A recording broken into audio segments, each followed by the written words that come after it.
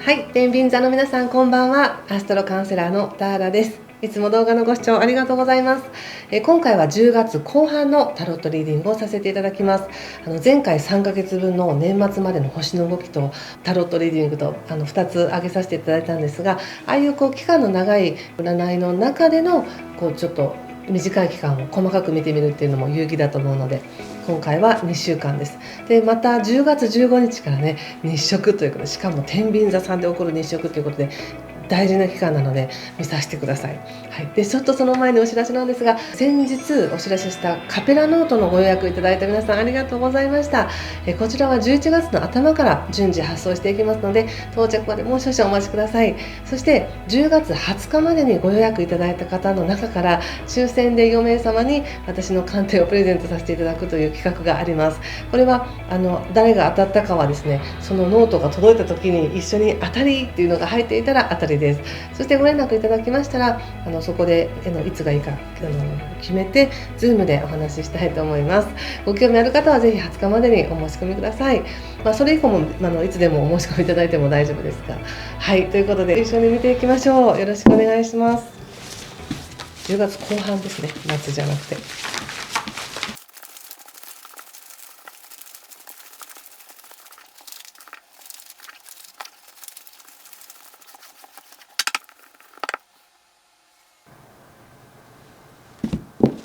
はい、じゃあ一緒に見てみましょう。はい、ワンドの7、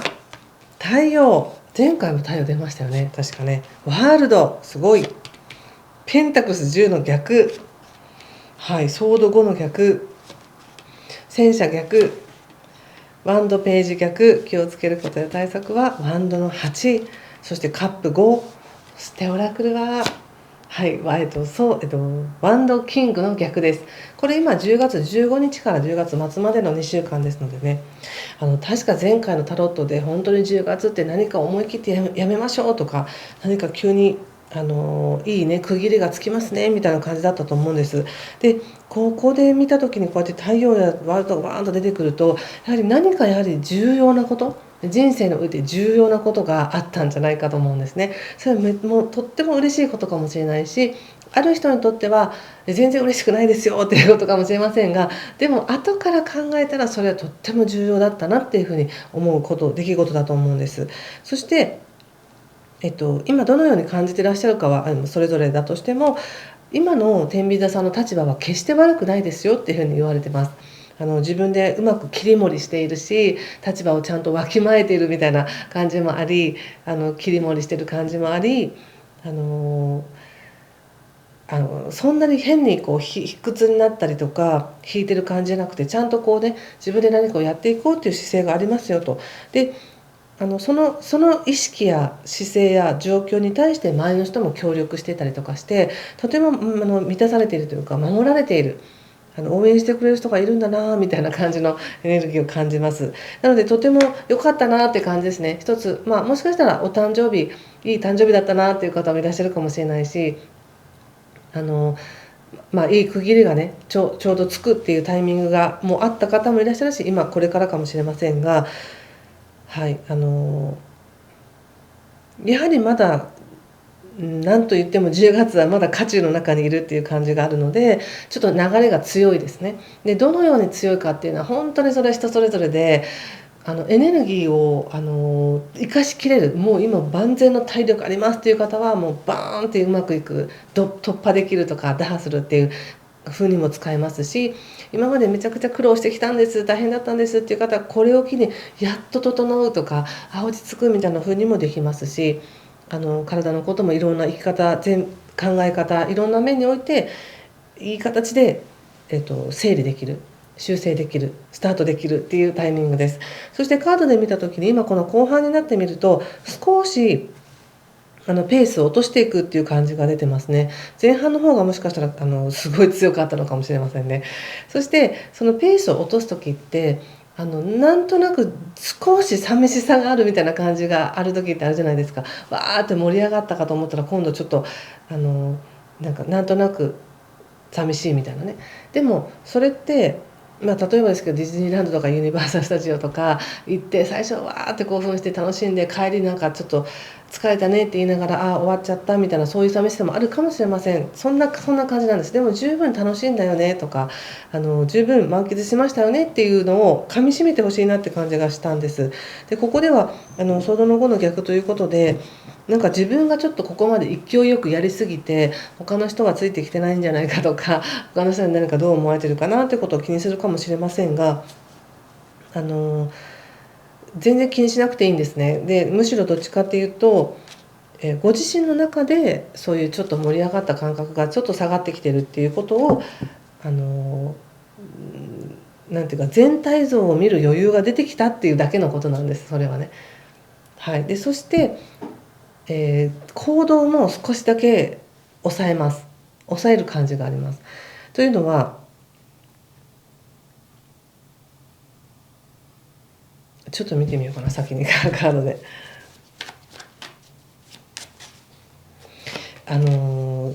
下手に自分で考えてきっかけ作って動かなくても、今もう流れの中にいるって感じがするんですね、10月は。なので今のこの流れの中で十分に満喫しきってください。でもその中で、いやずっと計画してたことがあるんですよ、やりたいことがあるんですよだったら全然やってもらってもいいですし、さらに仕掛けてもいいんですけれども、どちらかというと何かもう15日までの間に何か自分の中で仕掛けたことだったり手がけたことだったり何かがあったんじゃないかなっていう感じがあって、でそれを十分に感じきって消化するっていうふうにエネルギーを使ってほしくて、さらにここからまたね月末に向けてやるっていうよりは、豊かさをゆったりと味わってくださいっていうメッセージだと思ったんです。